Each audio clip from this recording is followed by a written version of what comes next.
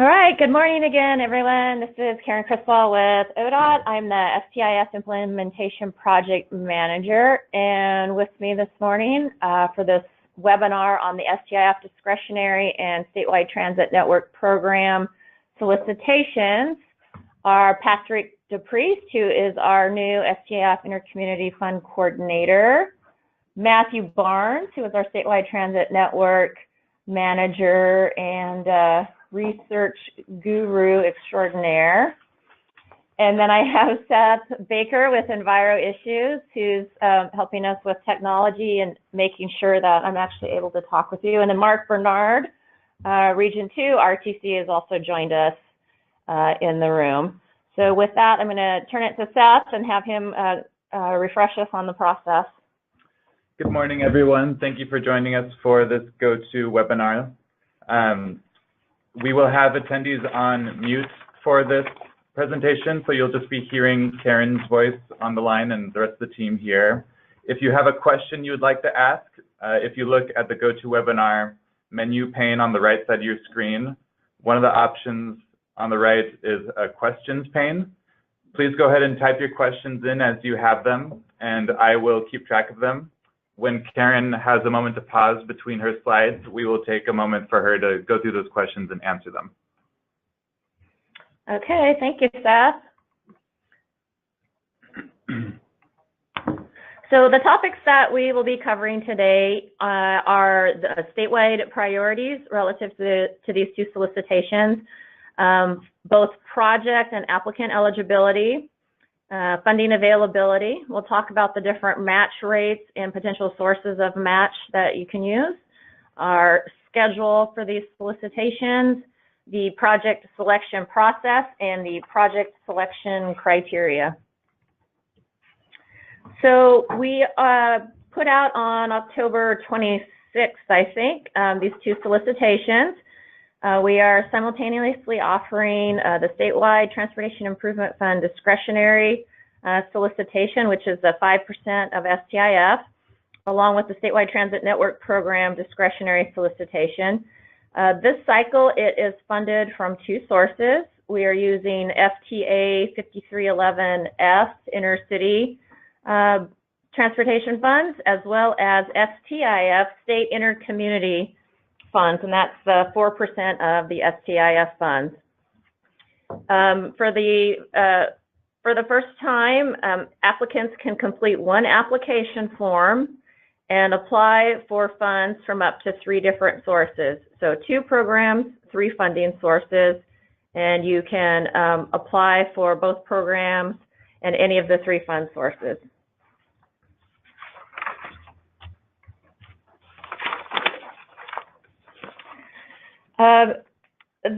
This works because we are focusing on statewide priorities as articulated in the Oregon Public Transportation Plan, the STIF administrative rules, and consistent also with the FTA 5311F intercity requirements. With the adoption of the OPTP last month, all ODOT discretionary grant programs will reflect OPTP goals in the selection process, regardless of the fund source.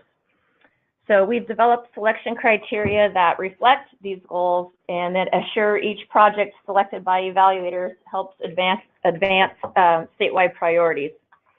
So the solicitations will include focus area criteria that are driven by ODOT programs and funding source requirements. And the projects that are consistent with the focus areas will continue to score well. But the strongest grant applications the applications that will do the best are projects that are both consistent with the particular focus areas for the solicitation, as well as those that align with other state goals. So, for example, the evaluation criteria for a solicitation with an emphasis on serving seniors and persons with disabilities will first consider the degree to which the project benefits seniors and persons with disabilities. And then the evaluation criteria will then consider, to a lesser degree, whether the project is meeting other state priorities, such as improving the statewide transit network or serving low-income households. So the other statewide priorities would then have a secondary value compared to the solicitation focus. but collectively could change the way that some projects are ranked. Last month, we went before the Oregon State Transportation Commission, who approved the selection criteria for these two solicitations, as well as the relative weighting for the two programs. So at a really high level, the solicitations focus on improving transit for vulnerable populations, improving coordination between providers. That particular aspect is different from filling gaps in the statewide network. Filling gaps in the statewide network is a reference to gaps between transit services, a better connecting the system so that someone could travel anywhere on the state using public transportation. Whereas the improving coordination between providers was a legislative interest and focus on looking for opportunities to for better collaboration and coordination, whether it's sharing resources, sharing facilities, contracting for services, consolidation of services, improved regional coordination, for example. Other investment priorities include reducing greenhouse gas emissions and improved public health, encouraging sustainable funding plans, and we'll get into that a little bit more when we talk about the criteria, maintaining the fleet in a state of good repair, and improving the use of active transportation, whether that's encouraging more public transportation or it's implementing projects that do a better job of that first mile, last mile bike ped connection to transit stops.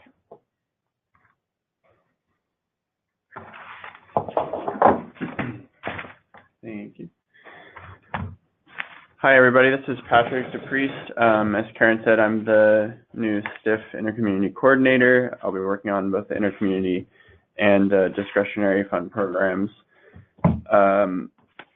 So I'm going to talk a little bit about eligibility, both for applicants and for projects under the different programs. For the STIF discretionary and intercommunity funds, the eligible applicants are dictated by the administrative rules, those being public transportation service providers, and that includes the groups that you see on the screen here: mass transit districts, transportation districts, Indian tribes, or a city, county, special district, intergovernmental entity, or any other political subdivision or municipal or public corporation that provides public transportation services. Applicants that are ineligible are nonprofit and private for-profit public transportation providers. However, applicants that are eligible for the funds can contract with these entities, those nonprofit and for-profit public transportation providers, to provide services that are encompassed in their proposal.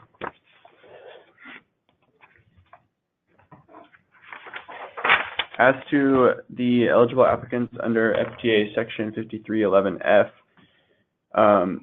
additional eligible applicants under this include nonprofit agencies, public entities, Indian tribes, and private for-profit agencies that provide public transportation services. So it's a little bit broader in its eligibility.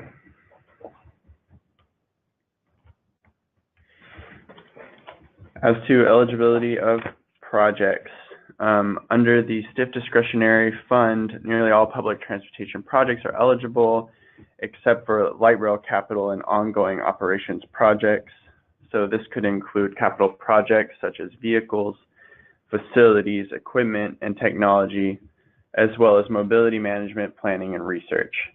Pilot operations may be considered for funding, but the application has to include a feasible financial plan for ongoing operations beyond the initial pilot period. Are we doing any questions we need to answer? Good stuff. We have one question from Tim Bates that Karen just typed an answer to, which was, are the OTC investment priorities the solicitation focus area upon which applications will be evaluated? And the answer to that question is yes. if you look at the discretionary solicitation guidance document, which you can find on Rail and Public Transportation Division's funding opportunities page, there's a tab that's specific to this solicitation. And on that page, there's a guidance document. And on page 14 of the guidance document, you will see a table that shows the focus areas and how those relate to the more specific evaluation criteria, as well as the score weighting for both the STIF discretionary and the statewide transit network solicitations. Great. So as to the statewide transit network program, which encompasses both the 5311F federal funds and the Intercommunity STIF fund, project eligibility is similarly broad to the discretionary fund, but it also includes pilot and ongoing operations projects. Those ongoing operations projects are eligible, but are subject to the risk of not receiving continuous funding because the statewide transit network program grant awards are made every 2 years following an open competitive decision-making process. Thus, ongoing projects will be competing with new project proposals each 2-year cycle. Again, under these programs, light rail capital projects are ineligible. For FTA Section 5311F projects, those that do not directly support transit operations have to describe how the proposed project would benefit the statewide transit network in ways that benefit multiple transit providers. And feel free to cut me off whenever, because since I can't see the questions. We do have one question. How much money is available statewide for the transit network program? Hold tight, we'll get to that. Yeah, coming up. But I like the way you think. So additionally, under Section 5311F, applicants need to demonstrate that the project either supports a public transportation service that covers longer distances, that being 20 or more miles, or closes a significant gap in the statewide transit network. Projects under this fund must also make infrequent stops, be primarily designed to serve people that are not commuters, have the capacity to carry personal luggage, and make meaningful connections in the intercity and statewide transit network, including for passenger rail where possible. So to clarify, that's the FTA's 5311F requirements pertaining to intercity. Right. Okay. And then a more generalized requirement, grants will not be awarded for fixed route transit service without a process in place to create and maintain publicly available general transit feed specification data that describes the service. So that's it for eligibility. Oh, there we go. Here's next. Sorry. Okay. Sorry, what was it supposed to be down here? Got it. I think. Hang on. There you go. Thank you. Your battery might be getting low, so Yeah. I can drive from over here. That's great. Thank you. So we're getting to that question that someone raised. ODOT awards funds at its discretion, but the award decisions are made by the Oregon Transportation Commission. For the November 1st, 2019 through June 30th, 2021 grant period, ODOT estimates the following funds will be available, as you see on the screen. So that's $10.9 million for the STIF Discretionary Fund and $10 million for the Statewide Transit Network Program, which encompasses, again, both the Intercommunity Fund and the FDA Section 5311F. And Patrick, I just realized that I have an error in those talking points. The grant period should be October 1, 2019 through June 30, 2021. And then for those of you who are currently receiving transit network operating funds, we are going to be working with you to fill that 3-month gap between the end of your current agreements and the potential start of new agreements. So you can expect to be contacted by your regional coordinator to work through that process and that grant amendment process. So just wanted to make sure folks knew we weren't going to leave you hanging because of a shift in our schedule this cycle.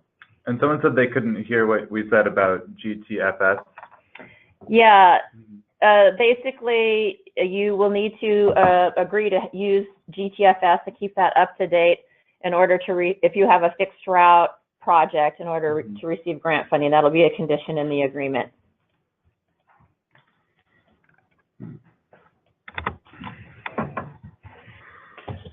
Match sources for the projects. They differ by the program fund source. STIF funding allows for a broader range of sources. For example, under the STIF Discretionary and Intercommunity fund programs, the match sources can include federal funds and certain state funds that support public transportation purposes, such as the STIF Formula Fund or Special Transportation Funds. Additional match sources that are eligible are local funds, private contributions, and in-kind labor or contributions. Importantly, match contributions, including both capital assets such as property and other contributions, can only be used once as match on a single project and can't be used for match again. For each of these programs, farebox revenues are not eligible to be used as matching funds. Under 5311F, non-federal funds can be used for match except for farebox revenue, and this includes funding from state and local government entities and other taxing entities.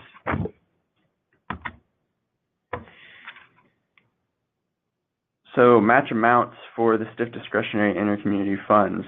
The overarching match amount is a 20% match requirement for all proposals.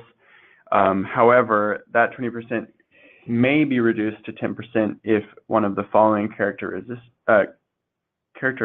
exist. The project predominantly serves or provides access to rural communities.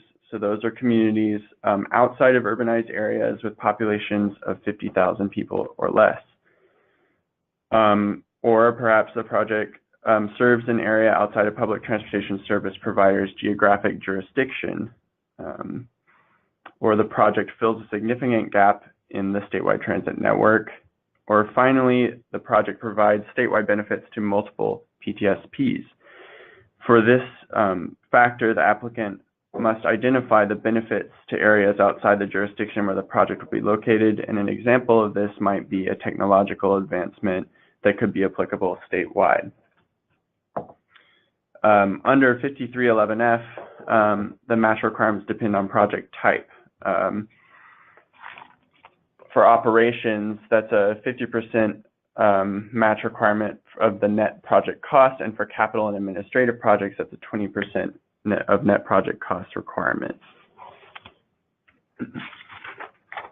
And I think that's it for the match discussion. Okay, I will talk now about the project selection process. Applications are due on February 1st. The first step in the process is that ODOT will review for eligibility and completeness. So we will have a review where we look to make sure that applicants are eligible to apply for the funds that they applied for, that the projects that are applied for are consistent with the requirements of the funds. And following that completeness and eligibility review, we will provide the applications to the Area Commissions on Transportation and STIF Qualified Entities Advisory Committees for review. So one application, if it is crossing multiple areas of responsibility, if it's say it's an intercity route that's touching multiple area commissions on transportation, each of the affected entities will receive the application. The area commissions on transportation will be given the opportunity to review and comment on the projects. We'll likely formulate a few questions, specific questions to ask them that we would ask for responses to. The qualified entity advisory committees will be able to make a thumbs up, thumbs down, fund or do not fund recommendation. And they also have the ability to rank and prioritize projects for funding. The reason an advisory committee may want to do that is if we are in a sort of a tie-break situation, geographic equity is one of the considerations for breaking a tie. And so if your area has a lot of projects and you want us to consider, the selection committee to consider your local prioritization, that would be a reason to do so, to prioritize those projects.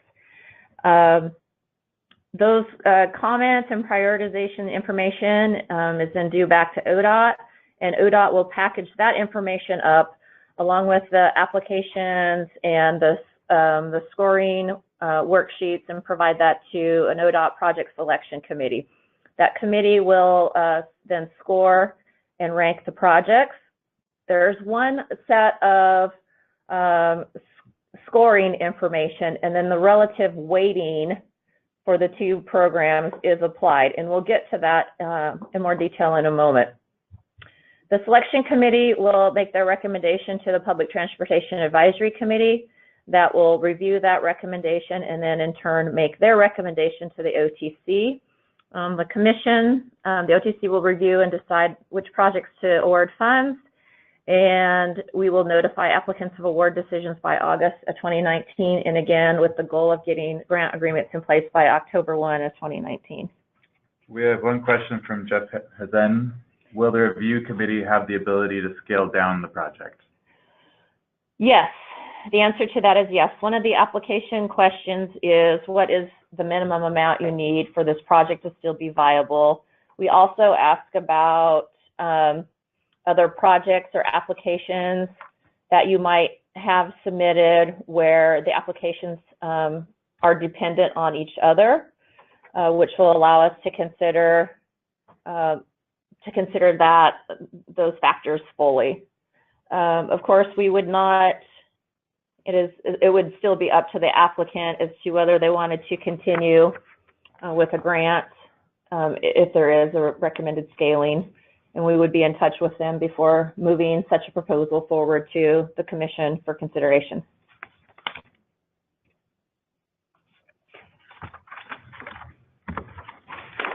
Okay, on to the evaluation criteria. So conveniently, we're on slide 14, and in your guidance document, page 14 is where you will also find the selection criteria with more specific evaluation criteria details. So at a high level, the focus area is again pulling from both STIF as well as the STIF rules and statute, as well as Oregon Public Transportation goals. So first focus area is on equity and public transportation service to low-income households. More specifically, we're looking at improving public transportation service, whether it's service levels, new programs, information, better communications and marketing, supporting infrastructure, particularly to low-income households. The second criteria in that area is improving or expanding service to vulnerable or transportation disadvantaged populations. So seniors, people with disabilities, veterans, for example. The second area is coordination of public transportation services. So again, as mentioned earlier, improving coordination between providers or providers and other agencies or areas that the service is connecting, and reducing the fragmentation of the public transportation services. We're also looking for integrated planning, where affected communities plan or partner to develop public transportation projects. You should be sensing a theme by now. One of the big themes of the legislation is that coordination and improved connections, filling gaps, better efficiency through coordination. The third criteria under coordination is that projects must be derived from an adopted local plan as defined in the STIF administrative rules. So that is 732-040-005. If you look for that OAR, you will see the definition of a local plan. The exception is that if your project is filling a gap in the statewide transit network or will provide statewide benefits to multiple transportation service providers, that type of project need not be pulled from a local plan. And that is because we recognize that many transit providers really have been very focused on serving their immediate geographic area and may not have plans that include longer range connections. So we wanted to make sure that we weren't inadvertently making it difficult for that work to happen, or those projects to happen. Statewide transit network connections. So as you would guess, improving or maintaining a service between geographically separated communities. A big focus again on technology and technological innovations. We're looking for improved efficiencies and supporting a seamless, easy-to-use statewide transit network. So things that help make the user experience easier would be supported. Improving local connections and infrastructure at interregional transit hubs, or developing service improvements and approaches that can be replicated statewide. We've updated our key transit hubs document and map that shows where our key transit hubs are. And I'm looking at Matthew because to confirm that I have the definition correct, which is a transit hub is a hub where 3 or more transit providers connect and come together to interline services, potentially interline services. We hope you're interlining if you're all at the same hub. So improving those hubs, making those easier to use, making them more accessible by multiple modes of transportation are all good things in that area. The fourth one is environmental and public health, keying off of the OPTP goal of environmental sustainability. Under that one, we're looking at the reducing greenhouse gas emissions, either in or through public transportation systems. So whether that's through the design of your facilities, whether it's through low or no emission of vehicles, those are the kinds of things that would score well in this category. And then also looking for projects that support positive health outcomes. So whether it's a service that is specifically targeted to get folks to medical appointments, for example. Sustainable funding. What we're looking for here is a funding plan that does not substantially rely on discretionary state funding beyond a pilot phase. So if you are proposing a project, a pilot operations project, we want to see that you have a sustainable funding plan so that the project could live on beyond the pilot phase. Now, we'll consider projects that specify state discretionary funds, Intercommunity, for example, as an ongoing source of funding, but that project isn't likely to score as highly as a project where other funds are brought to bear, such as STIF formula funds, local funds, that would ensure the project continues into the future. The other piece to the sustainable funding is looking at how much federal and other funds that the state funds are leveraging. So that's part of why we ask you to identify those other funding sources in your application. And then finally, safety, security, and community livability. This is where we look at the condition of the fleet and ensuring vehicles are maintained in a state of good repair. And I think you all know that we have a potentially large cliff with replacing vehicles at this time. So you'll see particularly in the discretionary solicitation where we put 25% of the scoring weight on that particular focus area for that reason. And then the second piece to that one is resulting in increased use and participation in active transportation. So if you were to look in totality at the weighting, you see for the statewide transit network, 60% of the points are assigned to the coordination of public transportation services and the statewide transit network connections, with 10% being assigned for each of the other focus areas. For the STIF discretionary, We most heavily weight safety, security, and community livability at 25%, followed by sustainable funding and equity, roughly equal values, and then the remaining categories at 10%.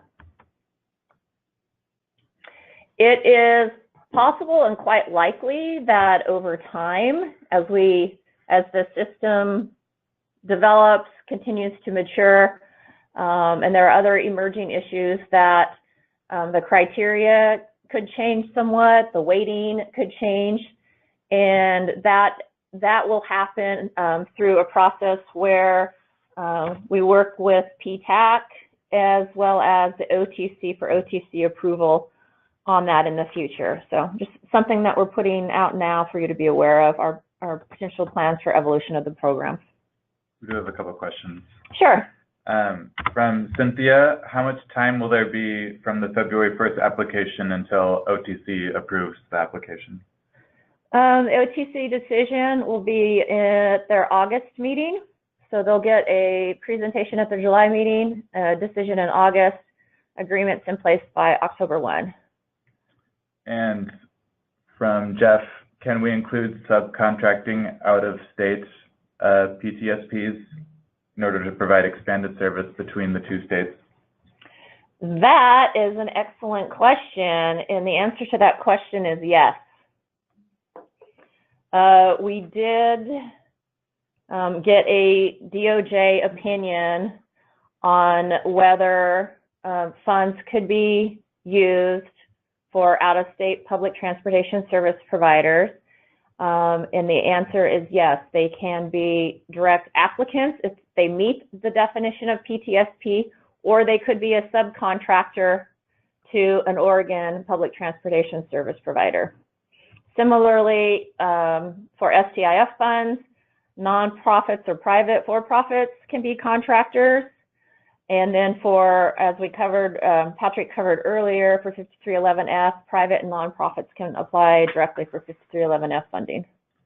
And we have a question about geographic equity. Do the rules for discretionary funds include language regarding equity and distribution of funds throughout the state? Yes. In the administrative rules, there's language where geographic equity, and I'm trying to remember the other factor.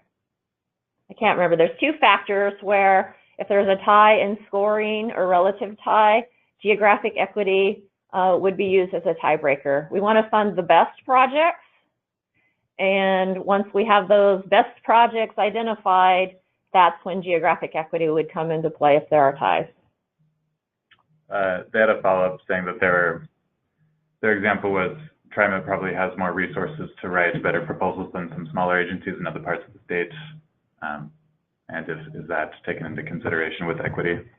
So part of how that is taken into consideration is when we receive proposals, we try to make sure that the proposals include all of the relevant information so that scorers and decision makers can fairly evaluate the projects on their merit.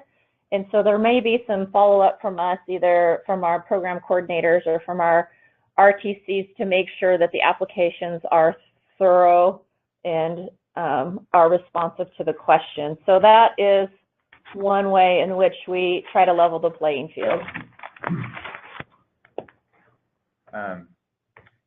And this webinar is being recorded, so it will be posted online later. Will the slides be available for? Yes. We'll be getting the slides posted today, and the recording we should have up. We're depending on people other than our own staff to get that posted. So usually we're able to get that posted within a week.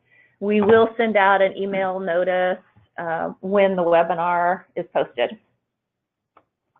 Great. Is that it for now? No questions? Yes. Okay. So one of the things that we wanted to share with you, this is different from what we covered at the conference, kind of an extra slide, is we wanted to provide some examples of projects that support statewide transit network needs. And these are derived from the OPTP. There's a section in the OPTP that is focused on key initiatives, and these are also related to the key initiatives. So I think the first one is that ODOT really very strongly supports regional partnerships and collaborations that result in more efficient and less fragmented service operations from both an organizational and a geographic connectivity perspective. And as some of you I know have already heard, ODOT really views itself as a transit service manager or provider of last resort, meaning we prefer to only fill gaps in the network if no other local provider is willing or able to do so. And historically, with some of the funding limitations, that has been a real barrier to local providers being willing to fill some of those statewide connectioning gaps. So we're hopeful that with this additional source of funding, that we can explore the feasibility of shifting some of the existing ODOT managed contracted services to local providers. This would only happen through a well-planned and data-driven decision-making process. And if this is something that you are interested in exploring, we would encourage you to reach out to your regional transit coordinator to let them know of your interest. And then we will likely have a series of meetings and coordinations with our staff to explore that feasibility and figure out what such a transition or plan might look like. Projects should also, another example is that projects should promote and support the creation and maintenance and use of GTFS Flex, GTFS Ride, and GTFS RT data. I don't even know what all of those are, but Matthew does, and he tells me they're very important. It's really the next evolution of our GTFS system that we've supported for many years in Oregon.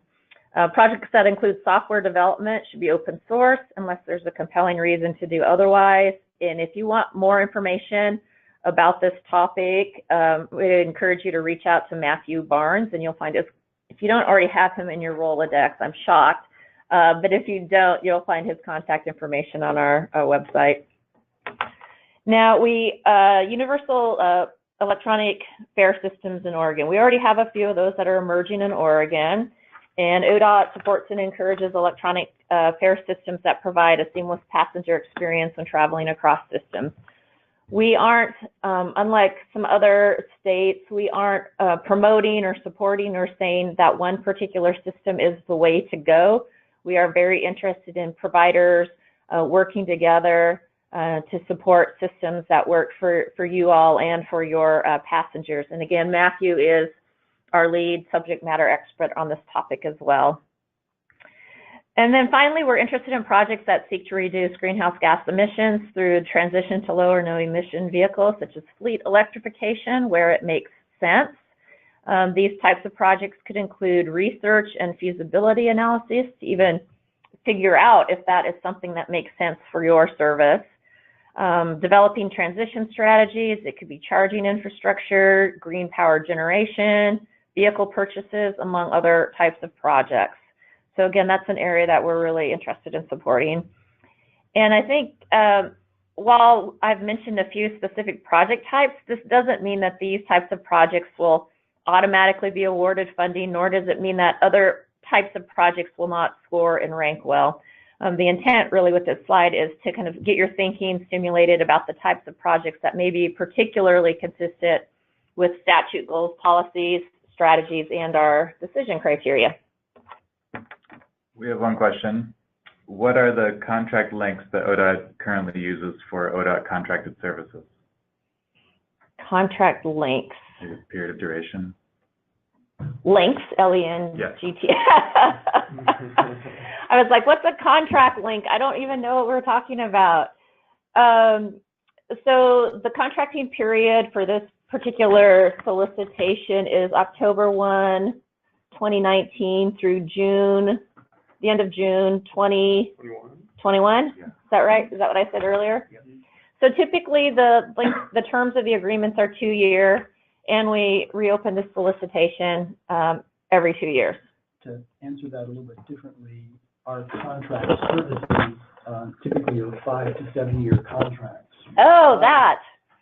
And most of those contracts are written in a way that they can be stopped before that period is over. Okay, I think I might have misunderstood the question. Did Matthew was addressing how long our contracts with our contract operators are. I was addressing our grant agreements.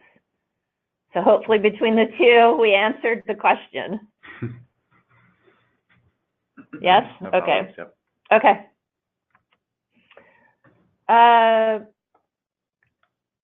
New funding means some new requirements.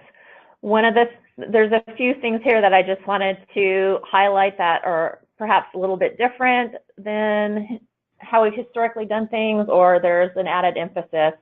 And the first is that there's a real strong legislative emphasis on accountability and performance measures, and making sure that we're only funding projects with providers that have strong managerial and operational capacity. And we have some pretty strong reporting requirements to be able to demonstrate to the legislature that not only ODOT's oversight of the funds, but all of your use of the funds is resulting in amazing benefits across Oregon. Rides miles, low-income households served, low and no emission vehicles. These are several areas for operations projects in particular, but those are reporting requirements now in terms of outcomes. Gaps in the statewide network is another priority, which I think I've hammered on a few times already, as well as improved coordination. We have one question. Will ODOT or the qualified entities need to set up intergovernmental agreements with recipients to pass through funds? No. Unlike the formula funds, any public transportation service provider, nonprofit or private for-profit, can apply directly to ODOT, and we will have grant agreements directly with the recipients.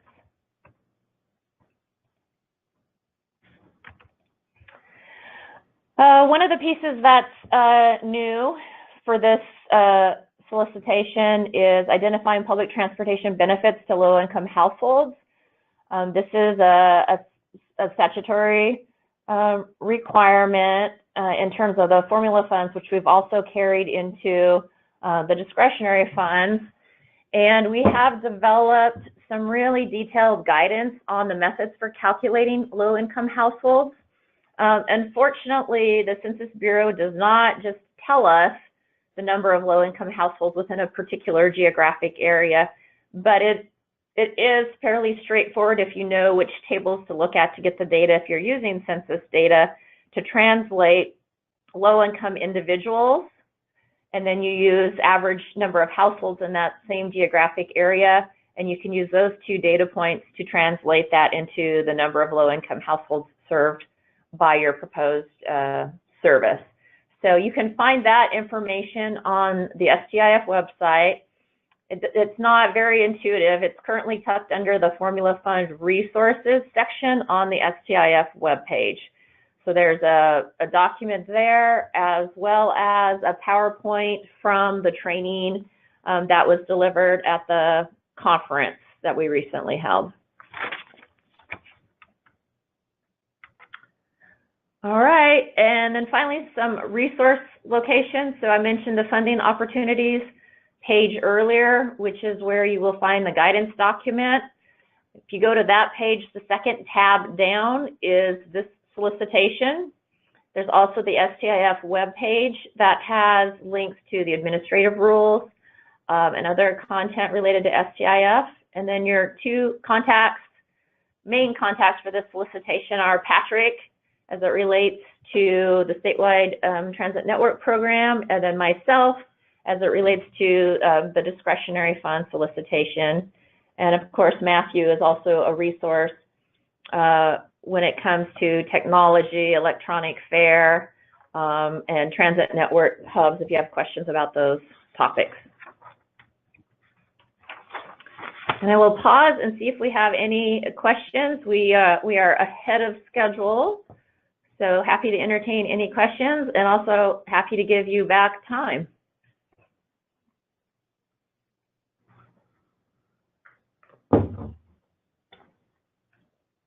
No questions yet. No questions? I'm going to give you just a little bit more time in case somebody's typing.